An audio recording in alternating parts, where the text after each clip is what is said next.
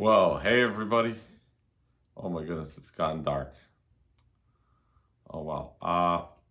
Yeah, we just want to do a recap. I don't know, just do a video. We never sit down like this and talk. We'll start with our recent comment. Should we read some comments? Recent one. Do I need to know how to drive a manual to be a car hauler? Mm-hmm. Dasha, answer this. What a great questions. Serge be like, oh. Yeah, when I saw that like 2 days ago or 3, I just want to shut this whole channel down. I mean, it's like, how do you expect to be a jewelry store robber if you don't know the first thing about stealing? You know what I mean? It's Don't compare it to that. well, I'm just thinking about, remember that movie Gone in 60 Seconds? Mm-hmm. Where one of the guys goes steal a Jaguar, and while he's stealing the Jaguar, someone pulls a gun on him and tries to steal the Jaguar from him, and he just gets this disappointed look on his face, and he's like, man, you don't know the first thing about stealing a car. You need a role model, you know. He's like, let's talk about our stuff, not the movie. But yeah, so I did ask this question on the Instagram and people responded. So we could read some of those comments. You're not going to like them if you can't drive manual. So I'm just warning you. I don't make the rules. So let's pull it up here. And where is it? Yeah, so the comments go. Sounds like the blind guy in the army that wanted to be a sharpshooter. At the end of the day, if you still manage to get the job done, you get the job. Yeah, well, don't press your luck. So, yeah, everyone's like laughing. Absolutely, you need to know how to drive a manual. Need to have a pilot license, someone commented, to be a car hauler. That's probably the best comment. You need to learn how to fly. That was great. So, how do you load a manual car on the trailer? Forget about driving the truck. Yeah, how would you do that? You'd ask your wife to do it? Push it? Roll it? I mean, not really, but at the moment you have to haul a manual car, but you don't know how to shift gear. That's when you're effed. I had a guy deliver a 996 that didn't know how, but wouldn't let anyone pull it off the trailer. He dropped the front end off in between the rails, and we had to have a tow truck lift it out. Oh wow, what Yikes. a disaster. I'm like, how are you a car hauler and you can't drive stick? I mean, do you want to be in that situation? I mean, this is just as bad as you going out with your wife to dinner and you're like, okay, I'm just gonna valet the car, and you get there and there's valet signs that says no stick shift valet parking. And you're like, what's the point of a car? You know what I mean? Like,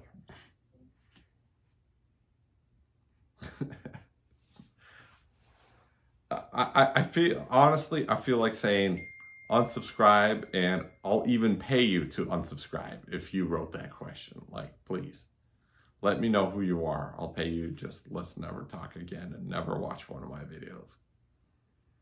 Like, but on the other hand, that is kind of a good question. Right, so, okay. Well, why are you trolling that guy? Maybe he was like serious asking this question. Yeah, maybe yeah. He had nobody in his life to teach him how to drive manual. That's true. I want to look at both sides of this. He's passionate about being a car hauler, looking at you, and you just trolling him in front of everybody. Well, here's an answer someone wrote. One of our drivers could not drive a manual, and dispatchers were always having a hard time asking if it's a manual or... And he wrote smiley face, smiley face. So, I mean... So the answer is yes, you do need to know how to drive manual. I mean, with all the new cars that are out there, and see, you got to be like, what's that movie where, Gone in 60 Seconds, where the guy's like, this guy's going to help us steal cars. This guy's going to help us steal George cars. knows all the movies. This guy, he can drive anything with wheels, you know, and you need to pretty much, I mean,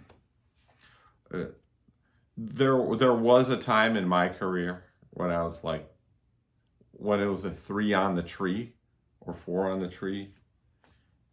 Gosh, that'd be cool for you to experience. Stick shift on the column. Mm-hmm. You know, so you got neutral, up and down. Mm-hmm. Up this way, it's reverse. Down, it's first. In the middle, and in, it's third. Okay, and maybe we should buy one of those cars. Maybe we should have a car hauling school, and I'd be the teacher. Of course, I'd be really upset, you know, on a daily basis teaching all of you. I'd rather just make videos about it, and you guys kind of learn from that and go as. But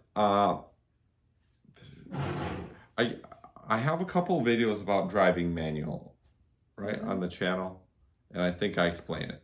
And you should learn manual because it's fun, right? Tell us how, on your experience, learning manual, and was it a good thing? Are you glad you know? I'm glad I know. I don't personally see anything fun in it. It's just for racing guys who likes to control, I guess, and goes really fast. But for me personally, it's not really like fun. So I taught Dasha how to drive in the diesel Jetta, which has a lot of torque. You don't even need to get a gas. And you just let off the clutch slowly and go. And then she just hops in a Skyline I was delivering and just drives it up to the trailer in high heels, because she's like, oh, let me take a couple of pictures. Muscle memory. Yeah. I was like, babe, what are you doing? She's like, you thought I forgot? No, I still know. Right hand drive, by the way, shifting with her left. That was right hand you know, I pulled all the cars out of the trailer. She's like, oh, let me go throw my heels on, take a couple photos. You know, and then, you know, I was like, well, you know, we should put this car in first, put this car in last, so then I can just pop them out as I deliver them. And next thing you know, Dasha's hopping in the Skyline, turns it around. It's like, I was blown away. That was amazing. So, knowing how to drive stick shift will not make you a better car hauler, but it'll make you a better man and human being and Christian, and it'll make you a better wife. And if you're Muslim, it'll make you a better Muslim. If you're atheist, it'll make you a better atheist. You know, all the stuff. It'll make you better at everything if you know how to drive stick shift. Because God created science, and man used that science to make cars. Go fast and slow and stick shift, and you need to understand everything about that.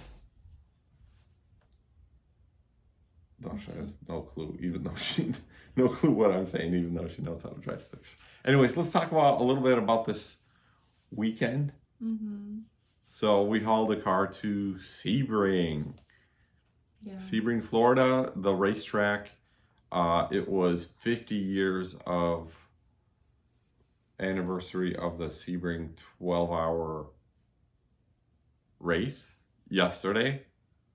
Dasha, tell us, what was your top interesting things that you never known that you learned yesterday? Women race 2. That was number 1. We saw like one car that was driven by women. They were all dressed in pink, and they were driving the pink Lamborghini. And who could have thought the first place got Acura? That was such a surprise for me. And Acura won the race. Yeah. When there was like a big deal about Cadillacs, big deal about Chevys. I thought like for me, Lamborghinis, lots of exotics, Porsches, for me, prototype. all the racing cars is like Lamborghini, Ferrari, Porsche. That's it. Why Cadillac? Why Acura? That was such a surprise for me.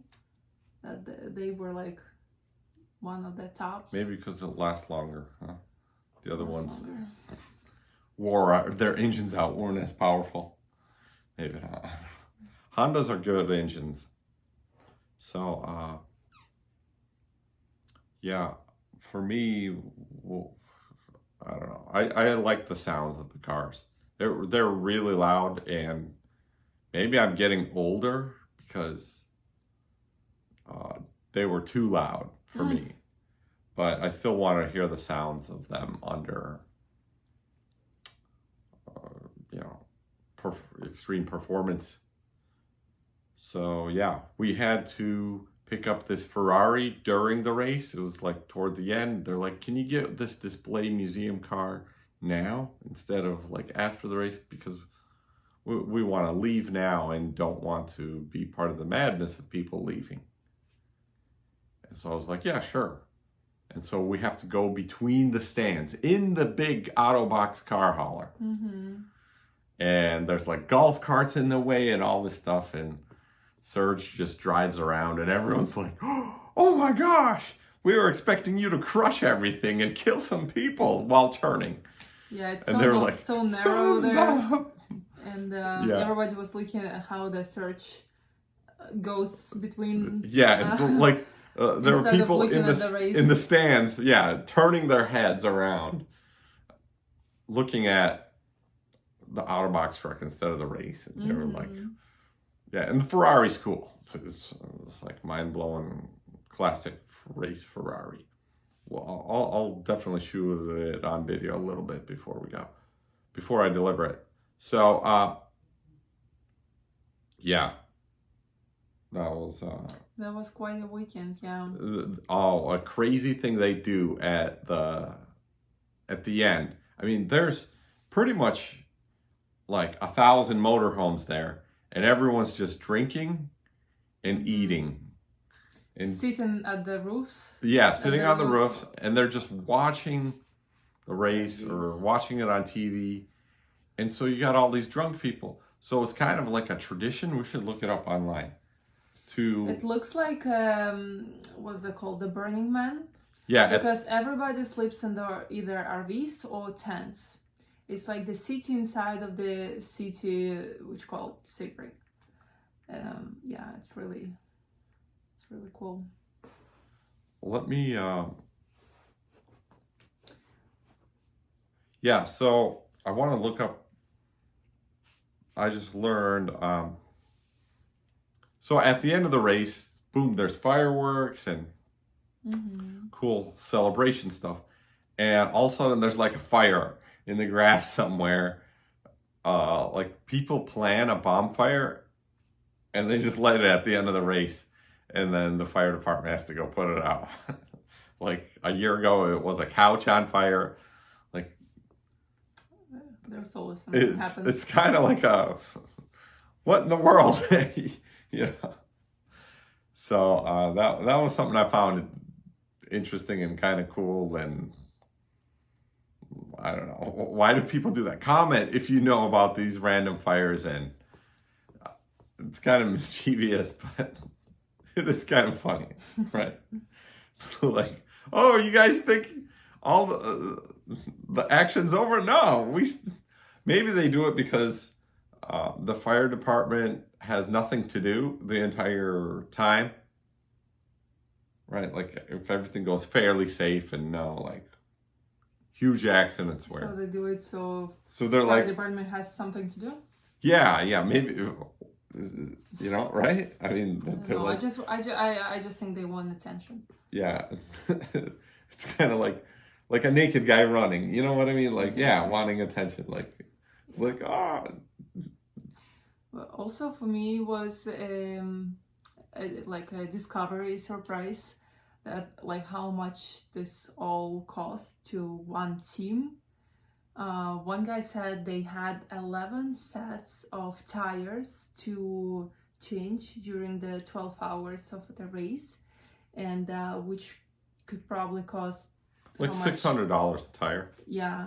So that could be. So pay for all employees, pay for all food, for the parts for the car, because at the end of the race, car looks like It went through hell. It went through, yeah, it's 100 years old, and it looks really bad. So they have to fix it all over again, change engine probably, which is like 15,000-20,000. So I can't imagine how much money is spent, and for me it's like waste of money. More like $80,000 for an engine. Oh really? Yeah, it's probably a $250,000 weekend for most crazy. drivers.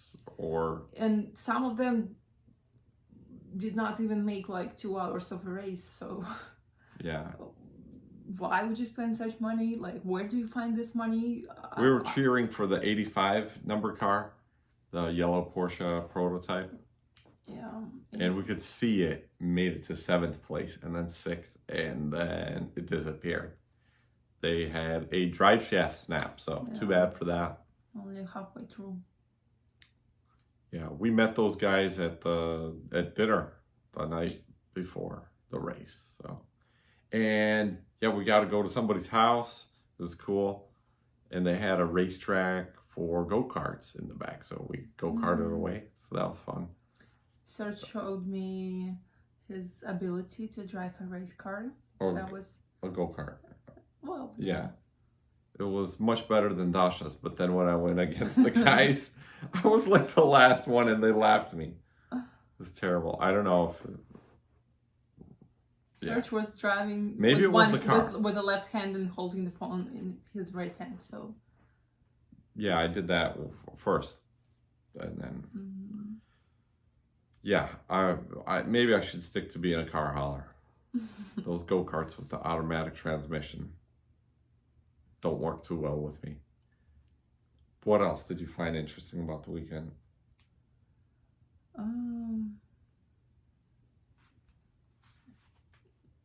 That's it. That's it.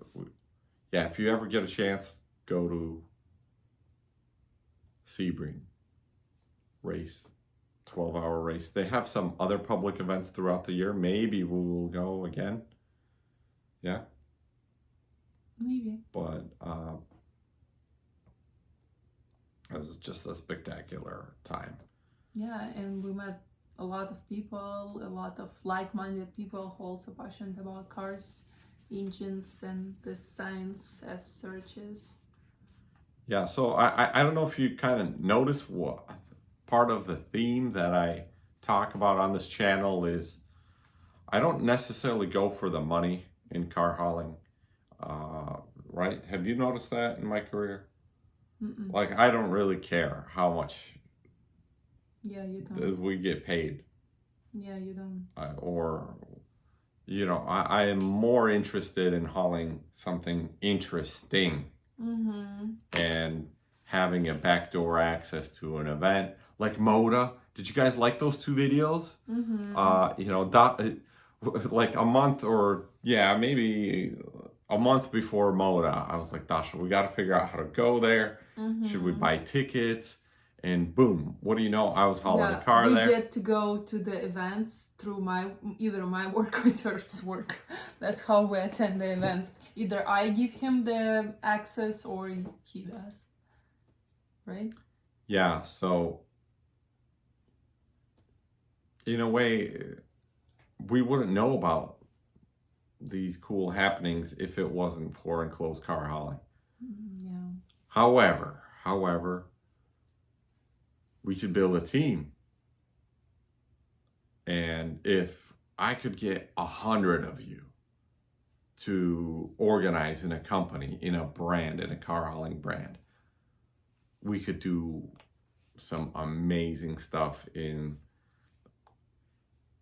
enclosed auto transport. We could haul and touch some of the world's most precious automobiles, some of the funnest automobiles. We could do God's work here on earth with car hauling, because God wants boys to play with cars, not with dolls.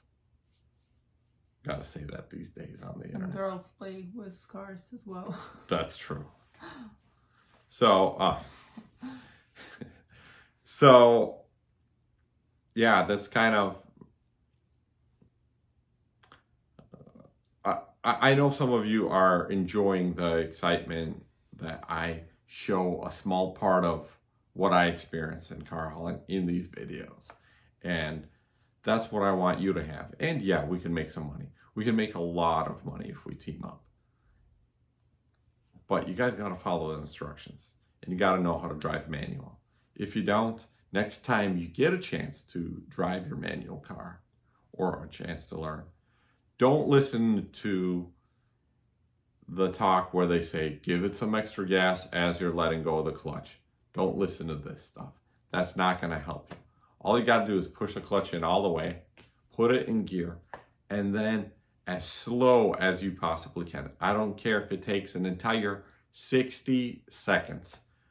Just be letting go of that clutch. Slow, slow, slow, slow. And allow yourself to feel the weight of the car being pushed on the idling engine and start moving. See, you don't want to throw the entire weight of the car standing still on the idling engine because it makes it stall. So you got to apply it slowly and start rolling just in a parking lot. Experience that 10 times. Repeat that several times. Then add some gas and let go of the clutch faster. So if you could get your hands on a stick shift car, that's my recommendation. Simple way to learn, and then you can practice and learn, and you can be an excellent car hauler. Excuse me. Bless you. So hopefully we've answered that question correctly. I'm glad it was asked. I'm glad it was asked. And I think less and less we will need, because there's so many automatic cars and electric cars and barely any stick shift cars sold these days. But you really look like a big fool if you don't, and you got to move one that's stick shift. You just wouldn't want to be in that situation. So, yeah, maybe you could start. I mean, I've talked to guys that are good car haulers that know how to drive stick shift in cars, but they couldn't drive stick shift in the semi. Mm-hmm. And I've talked to others that could shift the semi stick shift well, and they said they had no experience driving stick shift in cars. Well, if you know how to drive stick shift truck, you must know how to drive Well, car. So isn't truck so well, much they harder? were saying like they're not comfortable in a car, and some situations that come to my mind is I pulled up to pick up this car. It was like 900 horsepower Mustang, Fox body. How am I going to load it in the trailer? I was asking the guy, and I had those long ramps on the 16-foot ramps on the Argosy trailer, new van, the 8-car hauler soft side. So I signed the bill of lading, and I was like, let me drive the car out of the garage onto the street and into the trailer so I can kind of get a feel for it for over these next couple feet. The guy's like, no, I'd rather drive it out.